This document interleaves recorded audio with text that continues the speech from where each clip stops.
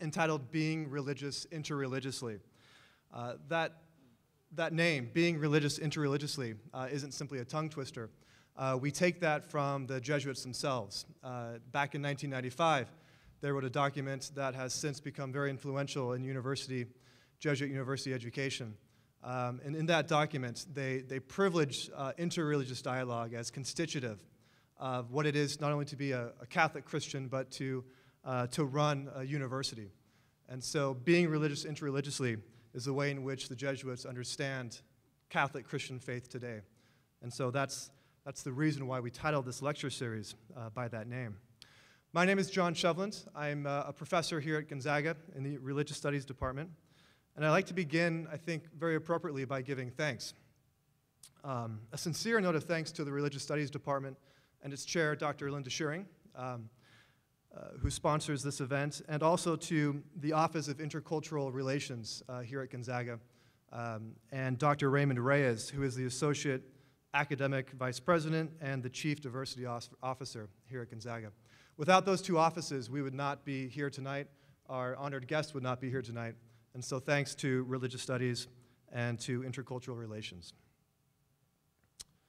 And thanks to all of you also for being here tonight. Not only the GU faculty, staff, and students, but to the wider Spokane folk who have come out tonight. And in particular, I'd like to welcome the Spokane Islamic Center, members from that worshiping community. It's great to have you here, and you're most welcome. And finally, to our honored guest, Dr. Amir Hussain of Loyola Marymount University in LA.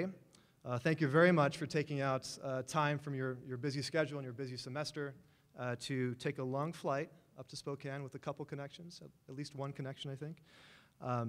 It's a very busy time of year, and we're very grateful for your patience in making the trip up to Spokane. And Amir, the title of your talk correlates Muslim communities and Jesuit universities as neighbors. And that word neighbors, I think, is a strikingly significant word by which to characterize interreligious dialogue. An event which is, after all, about people who are neighbors, both in the sense of physical proximity, but perhaps more importantly in the sense of a moral solidarity, neighbors in that deeper sense. And so I'd like to say that we are indeed neighbors, and it is my hope that by the end of your stay here, we will be not simply neighbors, but good friends.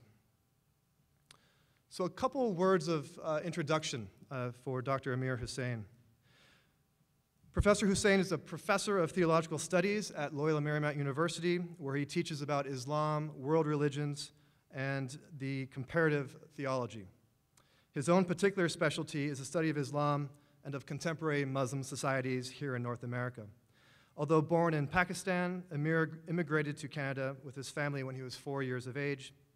His academic degrees, all three of them, a bachelor's, a master's, and a doctorate, are all from the University of Toronto, where he received a number of awards, including the university's highest award for alumni service. Dr. Hussain's PhD dissertation was on Muslim communities in Toronto. I think as we'll see in the talk, he has a deep commitment to students and holds the distinction of being the only male to serve as Dean of Women at University College, a college at the University of Toronto. And before coming to California in 1997, Professor Hussain taught courses in religious studies at several universities in Canada. He is active in academic groups such as the Canadian Society for the Study of Religion and the American Academy of Religion, where he is the co-chair of Contemporary Islam Consultation. He is on the editorial boards of three very fine scholarly journals: Comparative Islamic Studies, the Journal of Religion, Conflict and Peace, and Contemporary Islam. Amir rounds out his intellectual pursuits with interests in religion and music, religion and literature, religion and film, and religion and popular culture. In 2008, he was appointed as a fellow of the Los Angeles Institute for the Humanities. Prior to joining the faculty at Loyola Marymount University, Professor Hussain taught at Cal State Northridge from 1997 to 2005. Where he won a number of awards, both for teaching and for research.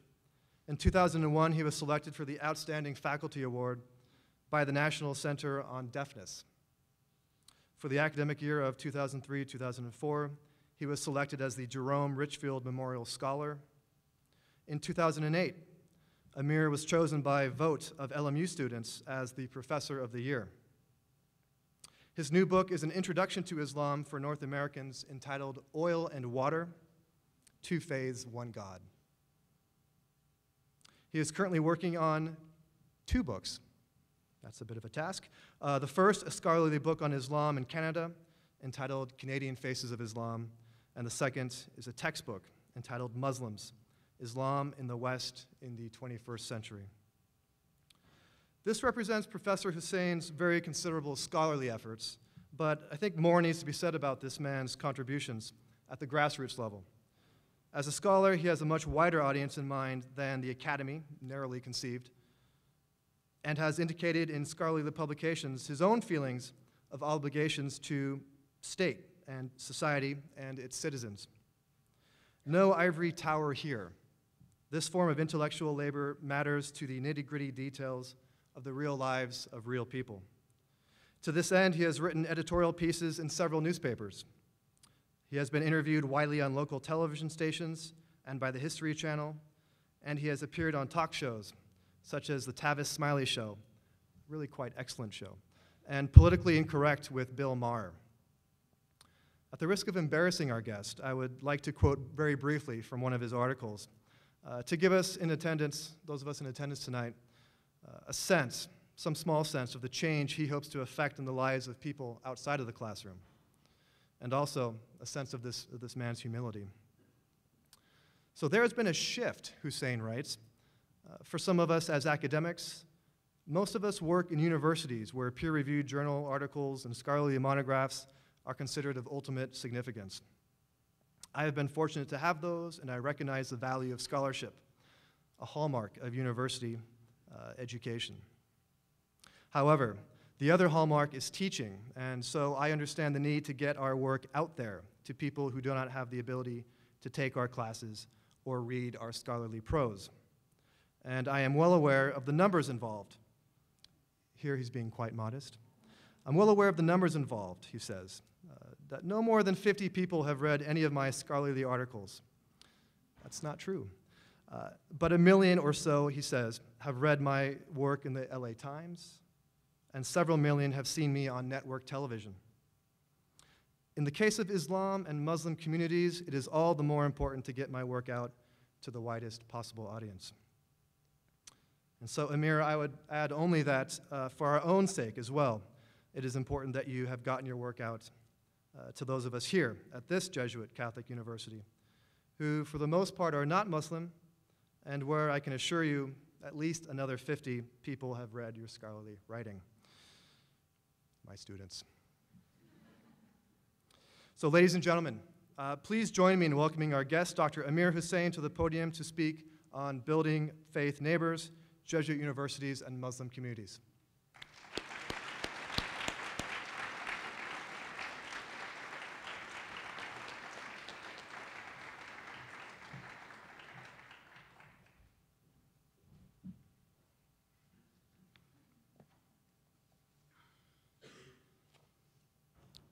Good evening.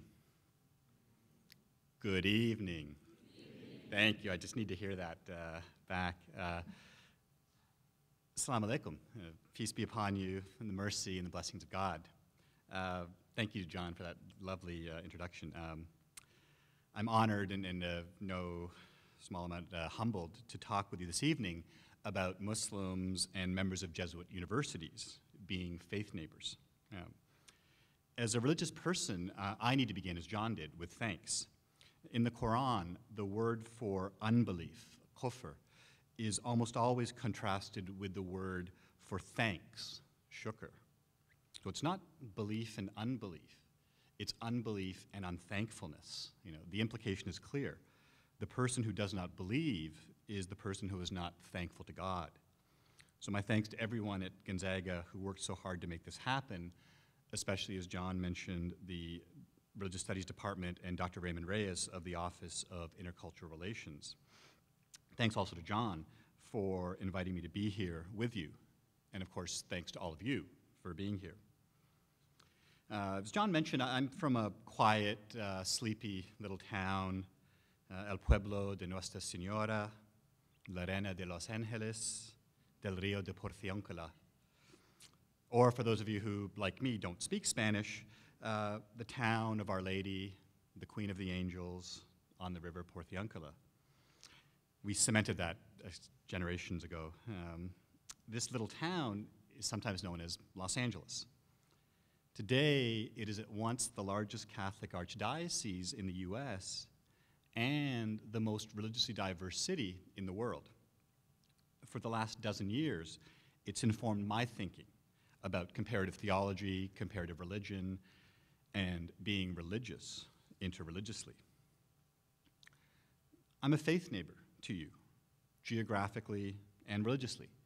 Geographically, I'm your neighbor to the south. Religiously, I'm your interfaith neighbor, a Muslim. As I said, I am from Los Angeles, so let me talk a little bit more about, well, me. I usually get a larger response than that. I thought that the reputation in LA for self-centeredness has sort of preceded us. So, I don't do this to be self-indulgent. I am from LA, and I understand that some people from LA do tend towards self-indulgence. I don't really mean to do that. I do this because my own example, I think, is illustrative of how a number of non-Christian students, myself, come almost accidentally to the study of religion and theology. I grew up in a working class family in Ontario, spending summers with my father, building trucks at the Ford plant. Never would have guessed that I would end up, 25 years later, a professor of theology, at a Catholic university in Los Angeles. And yet here I am, and I can't imagine a better place for me to be.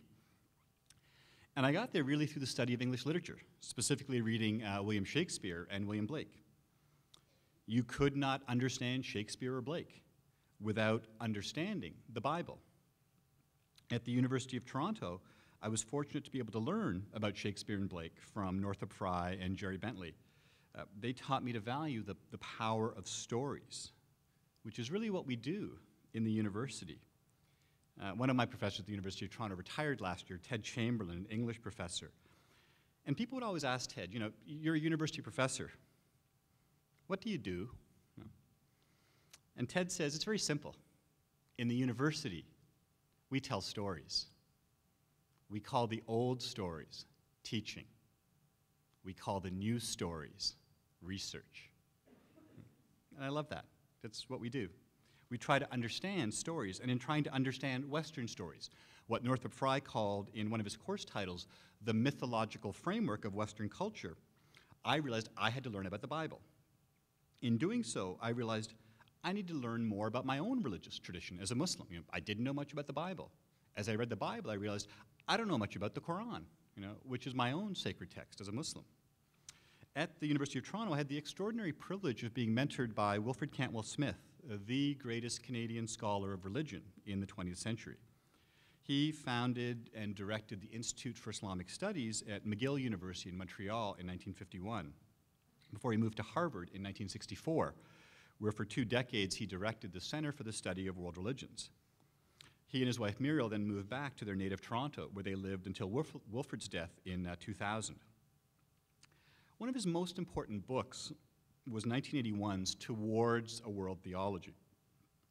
The subtitle of that book reflected Wilfred's lifelong work, Faith and the Comparative History of Religion. In that book, he argued that our various religious traditions were best understood when taken together, or to use his words, and I'm quoting now from the book Towards a World Theology, that their several histories, individually already complex, can be understood, and indeed can be understood better, and in the end can be understood only in terms of each other, as strands in a still more complex whole. What they have in common is that the history of each has been what it has been in significant part because the history of others has been what it has been. This truth is newly discovered, yet truth it is, truth it has throughout been. Things proceeded in this interrelated way for many centuries without humanity's being aware of it, certainly not fully aware of it. A new and itself interconnected development is that currently humankind is becoming aware of it in various communities, and ending that quote. That's exactly what we're trying to do here, to promote interfaith dialogue, understanding, being religious interreligiously.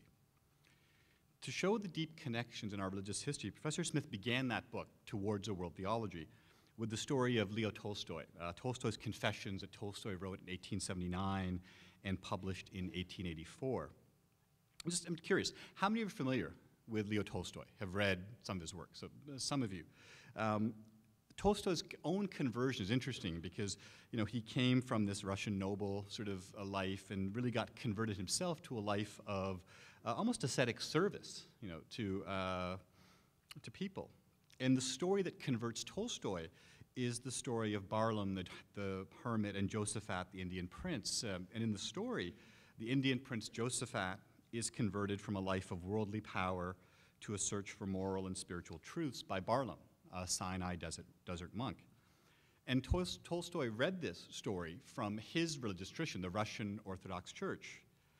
But as Wilford points out in the book, it's not a Russian Orthodox story, because the Russian Church gets it from the Byzantine Church, the Greek Orthodox Church.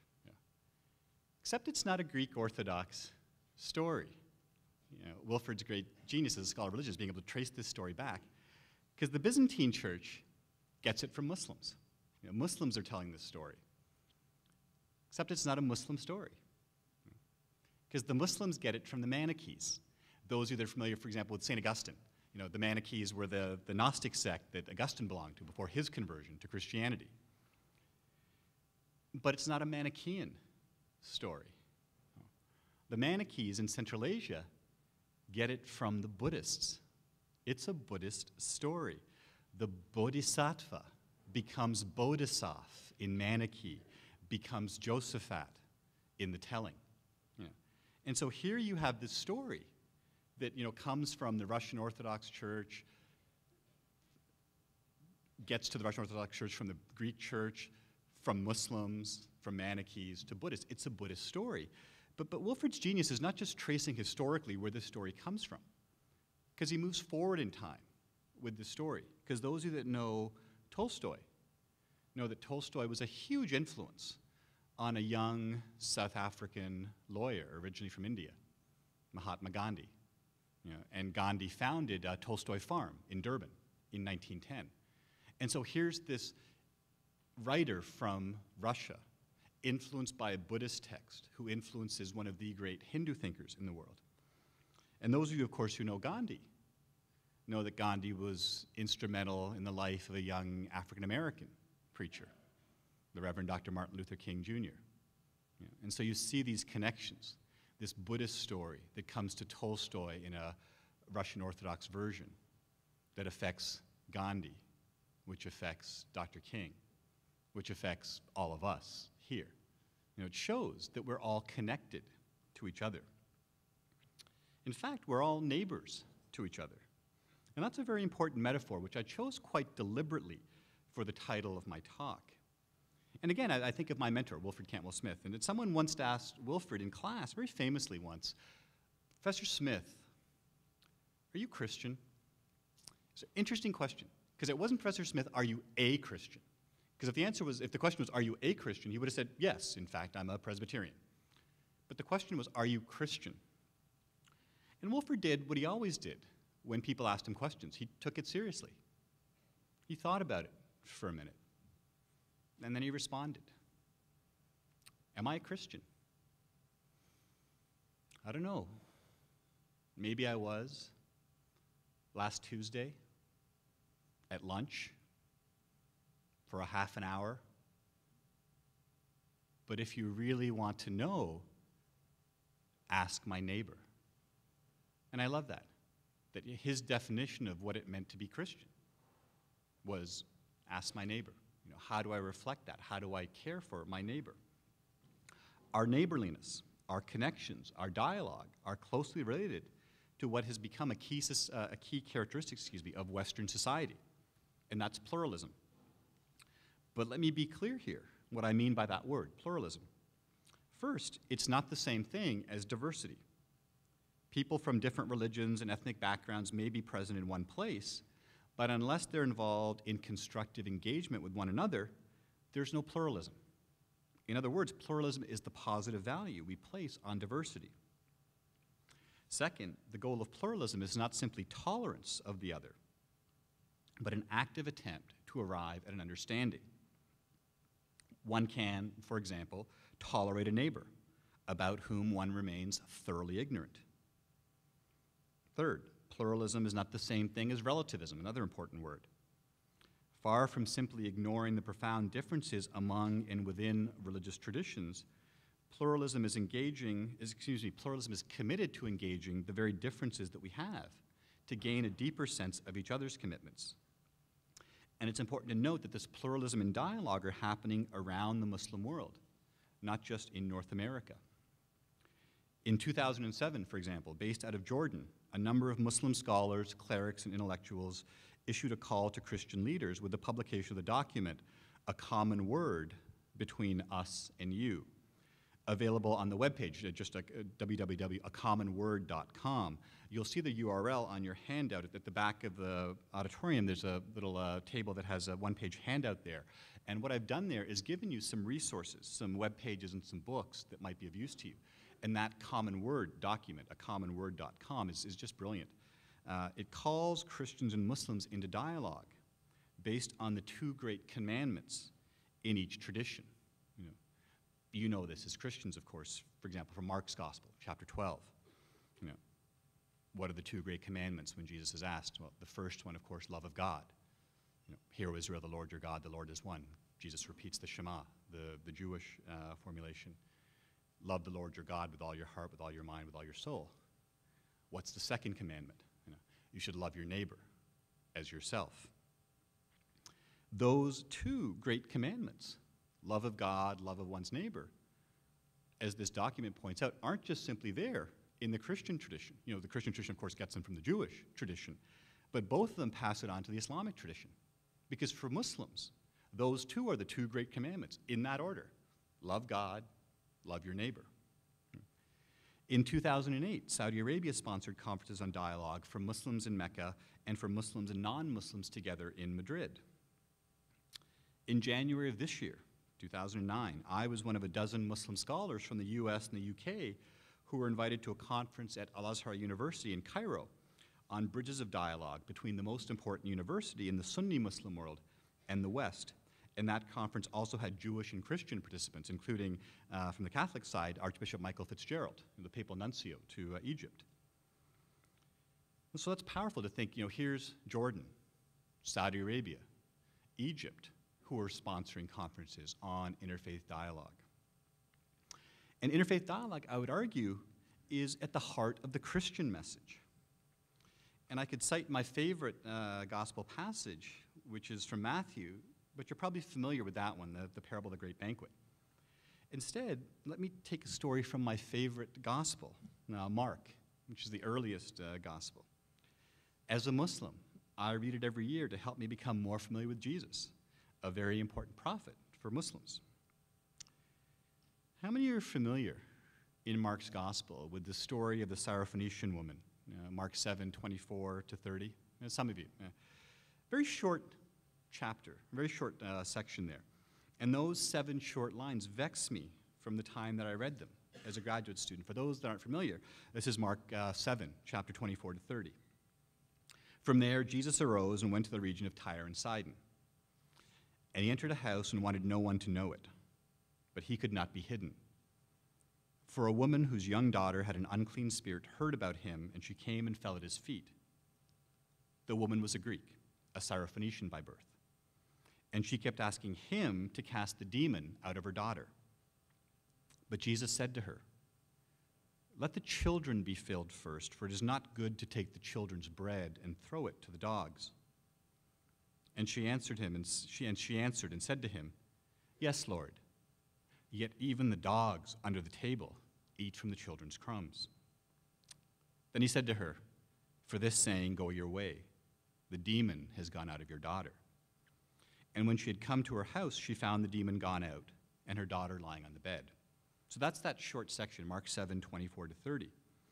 And I had great problems with this story, when I first read it, because this doesn't seem to be a gentle, loving, kind, mild Jesus. In the story, he's tired. He goes to Tyre and Sidon, which for those of you that know Middle Eastern geography, that's on the coast. I can relate to that. Sitting on the coast, watching the water, that's a nice way to get rid of your worries and your tensions.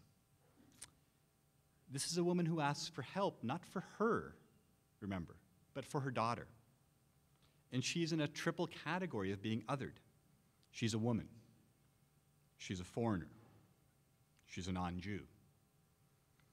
Jesus comes not for her or her kind, but for the chosen, the children. The only way that I could make sense of this story was through one of my teachers at the University of Toronto, the Mennonite Bible scholar, Bill Clausen.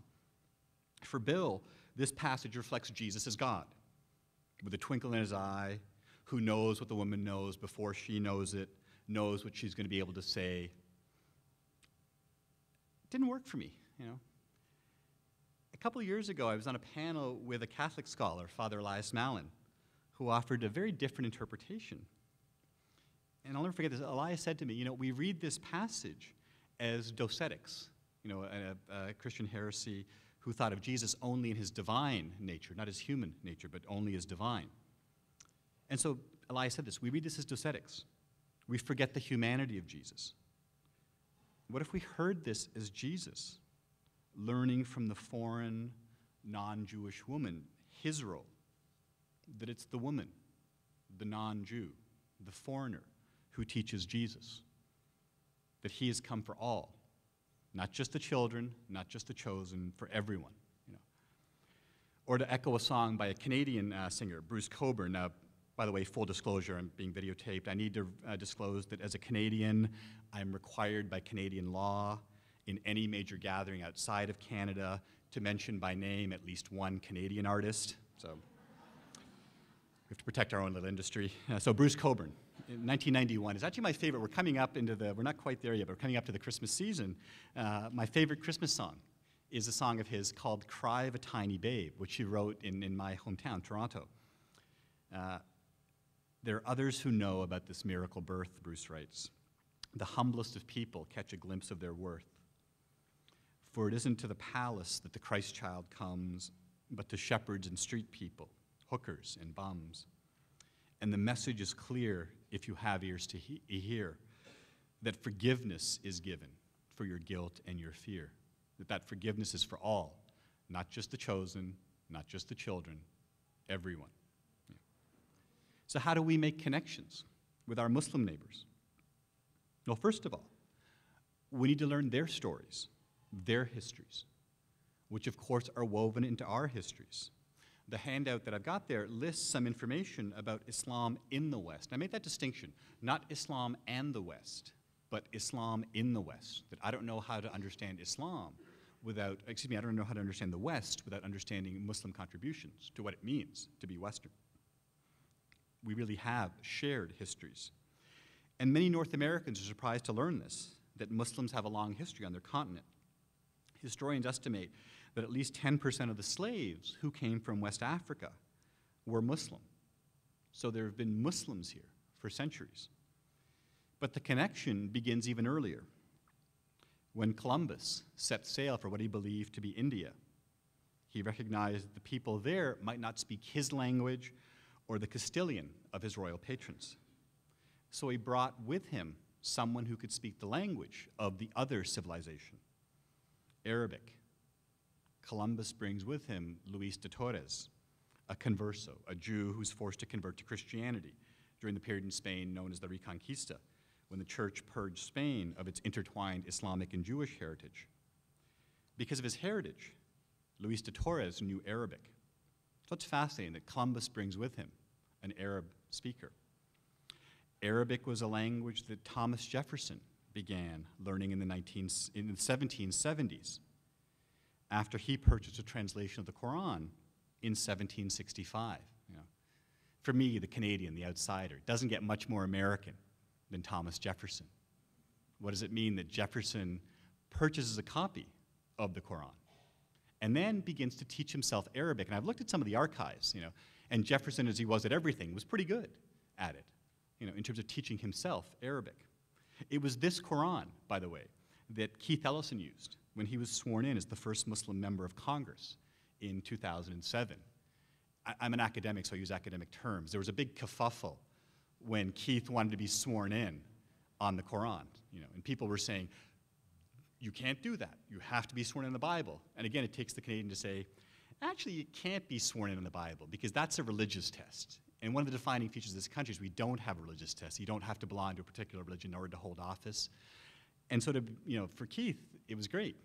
Fine. He walked across the street, as you can do when you're in Congress, to Library of Congress, and checks out Thomas Jefferson's Quran, and is sworn in on Thomas Jefferson's personal copy of the Quran.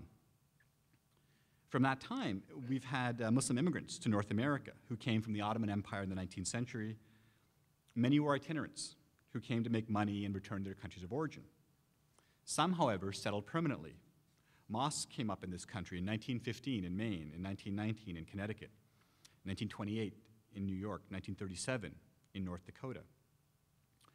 From the time of the slave trade, there's been a consciousness about Islam in African American communities. Moreover, beginning with the early missionary work of the 19th century and continuing in the 1920s, there was a specific attempt to introduce and convert African Americans to Islam. Other groups, such as the Moorish Science Temple and the Nation of Islam, exclusively targeted African Americans. When Warith Muhammad took over the leadership of the Nation of Islam from his father, Elijah Muhammad, in 1975, he brought the majority of his followers out of the nation into Sunni Orthodoxy. And today, the majority of African American Muslims, and at least 25% of American Muslims, are African Americans, are Sunni Muslims. In the last half century, the Muslim population in the US and Canada has increased dramatically through immigration, birth rates, and conversion. The Immigration and Nationality Act of 1965 allowed many more Muslims to immigrate than were previously allowed under the earlier quota system. I've seen estimates as low as 2 million people, 2 million Muslims, and as high as 10 million people, 10 million Muslims in the US. And it's complicated because the US Census doesn't ask the question of religious affiliation. It used to, then it stopped doing it. It still does in certain ways, but not on the general form that everyone gets. Now, my own research and that of others into Muslims in America says that there's about 7 to 8 million Muslims in the US, so a not insubstantial number, slightly more than the number of Jews in the US, at about 7 million Jews in the US. Muslims are at once a very old community here. We've been here for centuries, but in many ways, a very new one when it comes to building institutions. As a child growing up in Toronto, I had very few Muslim role models. The ones that were most important to me were 2 African-American athletes, the basketball player, Kareem Abdul-Jabbar, and the greatest, Muhammad Ali. These days, for young North American Muslims, their Muslim heroes continue to be African-American athletes, but also entertainers, such as Dave Chappelle. When Chappelle came, I said came out, and it's really interesting how we sort of co-opt the language from the gay and lesbian movement of publicly declaring yourself a Muslim, so coming out of the closet, publicly declaring yourself a Muslim, similar sorts of things. So Chappelle came out, in 2006, and that was interesting. One of the most famous men in America happens to be a Muslim. Rappers, such as Mos Def, Talib Kweli, Everlast. So for my students, the connection is with other North Americans, particularly African Americans, who have long experience of discrimination and racism that many immigrant Muslims face. One of the opportunities that interfaith dialogue brings us is increased cooperation and understanding. We can do this in many ways. We can do it at the international and national level with our churches and our mosques. Since 1980, there's been the National Christian Muslim Liaison Committee as an official vehicle of dialogue. This is in Canada. Led by the United Church of Canada, which is the largest Protestant church in Canada, there have been a number of conferences and workshops on interfaith dialogue, and several useful resources have been produced. 5 years ago, in 2004, the United Church published a study document entitled That We May Know Each Other, United Church Muslim Relations Today.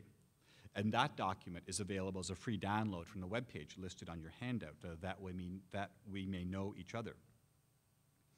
That document was circulated to various Muslim groups before it was publicly released. And that was important, because here was the largest Protestant church in Canada saying, we want to inform our congregations about Islam. Let's make sure what we're doing is accurate. Let's make sure that what we're doing, of course, connects with Muslims in Canada, so they recognize themselves in this document. What can we do at the institutional level? We can partner with individual mosques or Islamic centers. There's the example of the Muslim Christian Consultative Group in Los Angeles, which is listed on your handout. They have a new program, Standing Together, which has paired 70 churches and mosques or Islamic centers in Southern California, which I think is phenomenal, to say, here's a church, here's a mosque, let's connect them. Let's let the members of this mosque and this church find out about each other, visit each other, learn from each other.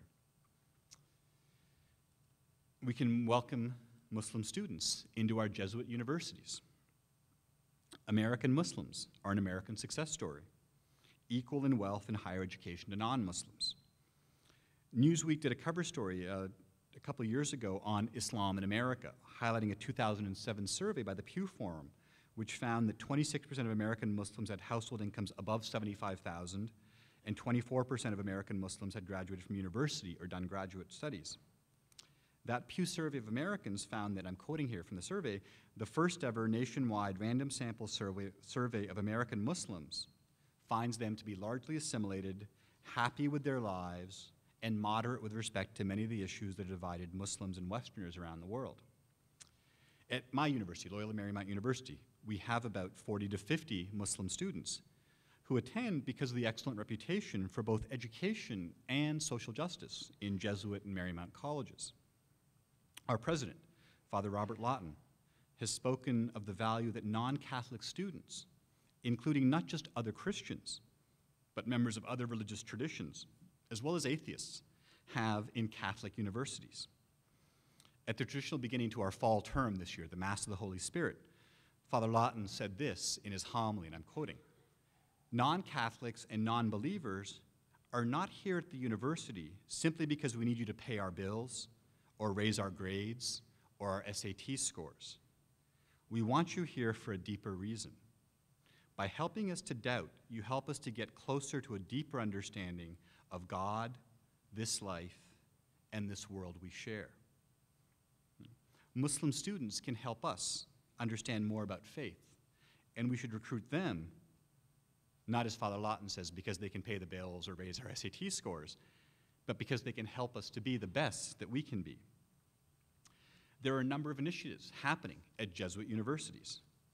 In 1995, as John mentioned, the 34th General Congregation of the Jesuits recommended the creation in the General Curia of the Jesuits of a Secretariat for Interreligious Dialogue. It also recommended the establishment in the Gregorian University in Rome of an Institute for the Study of Religions and Cultures, as well as making the Jesuit House in Jerusalem a center for study and dialogue with Jews and Muslims.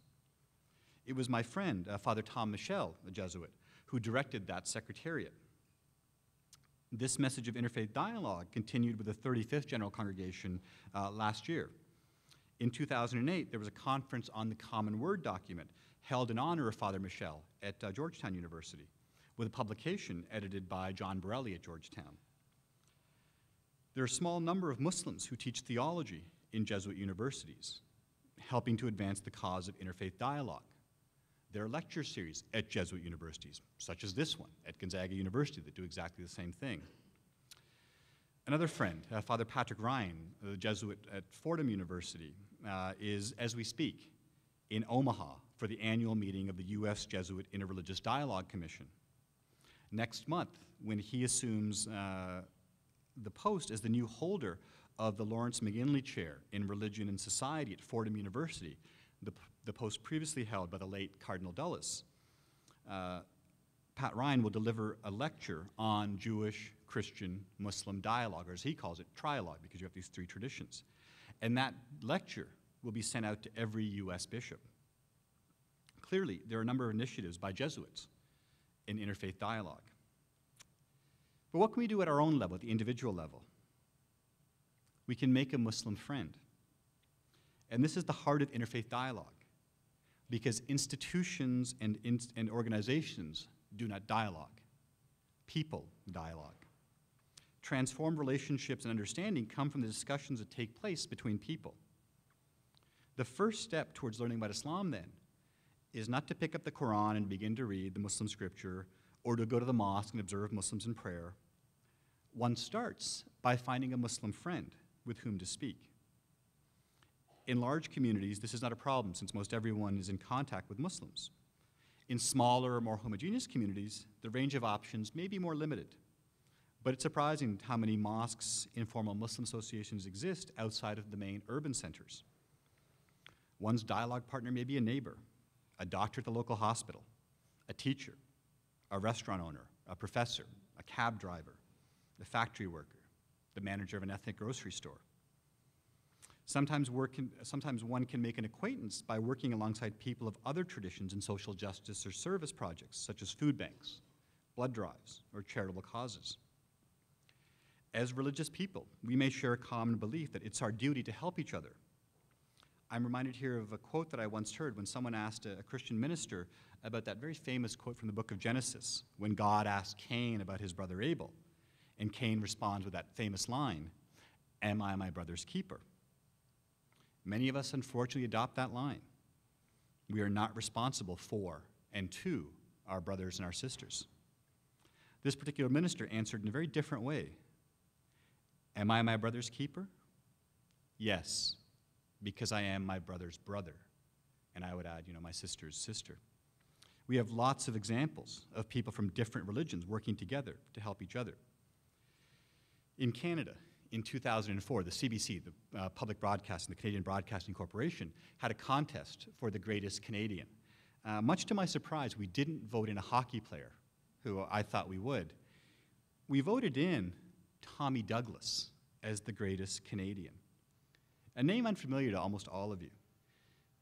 But in the middle of our current healthcare debate, how many of us remember Tommy Douglas?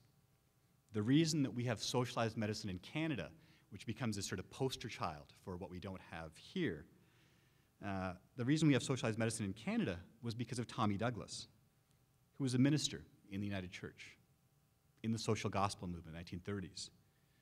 And it was his Christian roots in the social gospel movement that spurred him. Tommy didn't believe that it was his neighborly duty, but that it was his Christian duty to take care of his neighbor. There's that neighbor again. That, as a Christian, are you commanded, are you committed to taking care of your neighbor? In the current debates about healthcare and immigration, we see many religious groups stepping forward to help people without demanding to see their identification, as some politicians and other groups would have us do. As Muslims, particularly as North American Muslims, we need to become more visible as individuals and communities, as participants in North American life. And it's you, the members of Jesuit universities, who can help us to do this, as we have much to learn from you here. We can increase our participation in a number of ways. We can encourage our children to value the arts and the humanities. We have a large number of Muslim doctors, lawyers, Muslim business people. I say this all the time when I'm talking to Muslim audiences. Muslim mothers are Jewish mothers.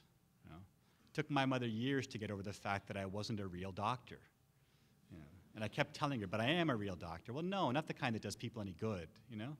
There was that sense. Success means you're a doctor, you're an engineer, you're a business owner. That's it. There are no other options. That's what I push Muslim audiences to. Where are our Muslim writers, our artists, our musicians, our filmmakers, our actors, our journalists?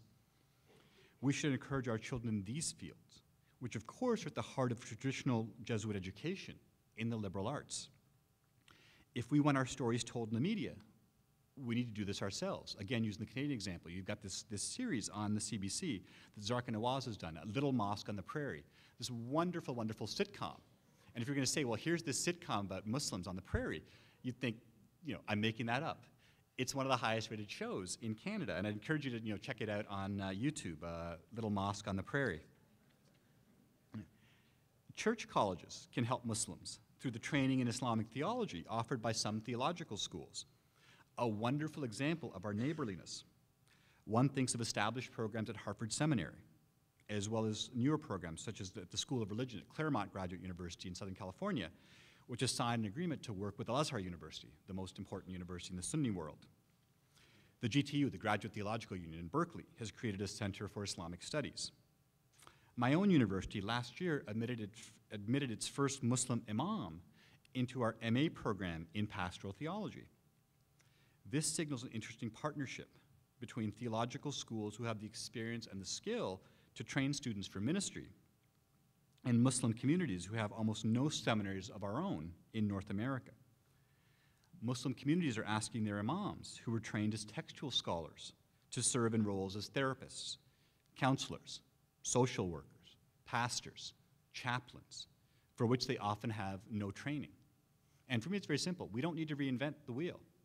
There's really good training in pastoral theology at Christian institutions. Let's pair with those institutions. Let me close with two reflections. Last month, we finished the month of Ramadan, the month of fasting, the most important time of year for Muslims. For the first 3 weeks of this semester, my students saw me come to class, fasting. I wanted them to make the connections between Christian and Muslim conceptions of prayer and fasting. You know, they come from a Catholic tradition where fasting is difficult for them. It means they give up chocolate during Lent.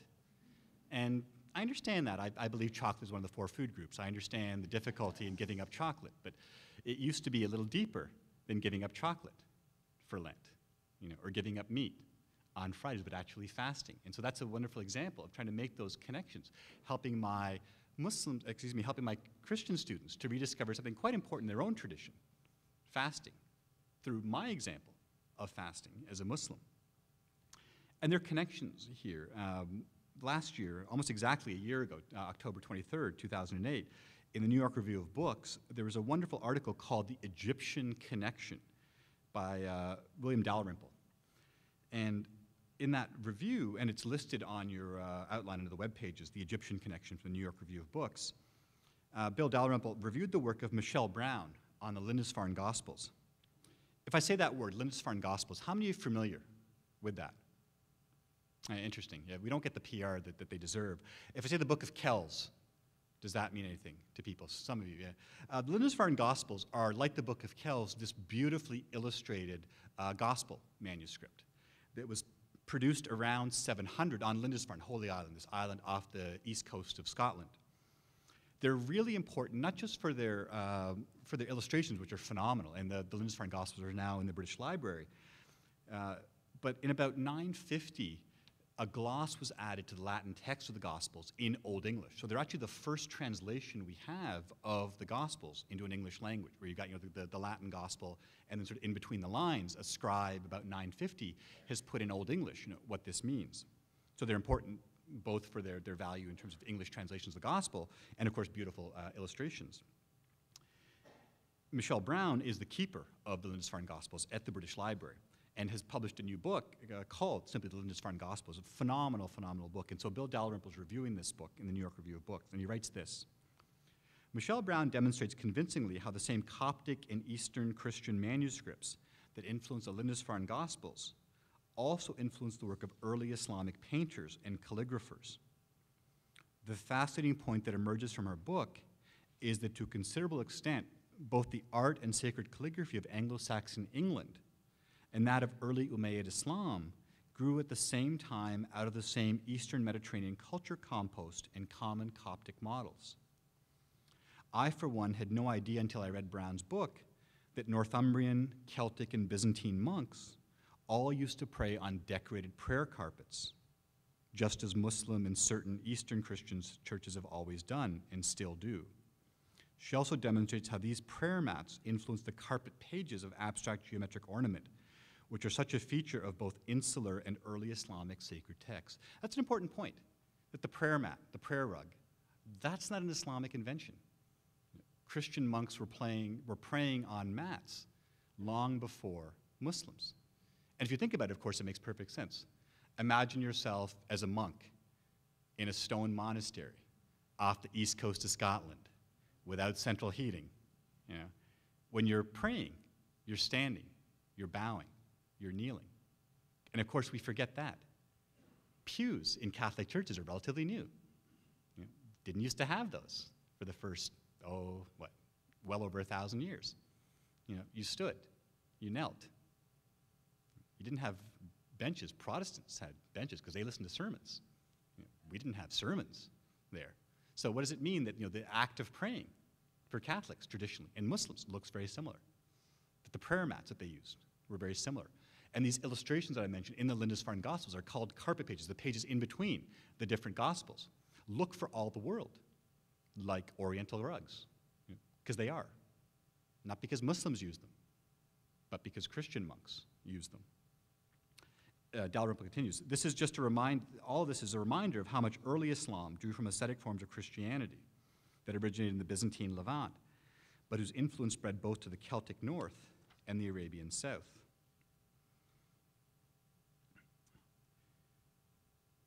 There's much in the Quran, Dalrymple writes, notably its graphic hell scenes and emphasis on godly judgment, that though off-putting to many modern Western readers, would have been quite familiar to a desert father and a monk on Iona. Today, many commentators in the US and Europe view Islam as a religion very different from, and indeed hostile to, Christianity. Yet in their roots, the two are closely connected. Certainly, and Dalrymple concludes, certainly if a monk from 7th century Lindisfarne or Egypt were to come back today, it's probable that he would find much more that was familiar in the practices and beliefs of a modern Muslim mystic than he would, say, with a contemporary American evangelical. Yet this simple truth has been lost by our tendency to think of Christianity as a Western religion, rather than the thoroughly Oriental faith it actually is. Because of this, we're apt to place Celtic monks, Coptic desert fathers, and Muslim mystics in very different categories. But as the art of this period clearly demonstrates, we are wrong to do so. These apparently different worlds were all surprisingly closely interlinked. Indeed, in intellectual terms, perhaps more so in the 8th century than in today's nominally globalized world. I did my dissertation, as John mentioned, on Muslim communities in Toronto under the supervision of another Christian thinker, Will Oxtoby, who died in 2003. In addition to being an academic, Will was, like Wilfred Cantwell Smith, an ordained Presbyterian minister. And Will represented an inclusive view of Christianity. And he ended one of his books, The Meaning of Other Faiths, with the following words. And it's with the words of one of my teachers, Will Oxtoby, that I'd like to conclude. And I'm quoting now from Will's book, The Meaning of Other Faiths. At no time have I ever thought of myself as anything other than a Christian, Will writes. At no time have I ever supposed that God could not adequately reach out to me to challenge and to comfort in my own Christian faith and community.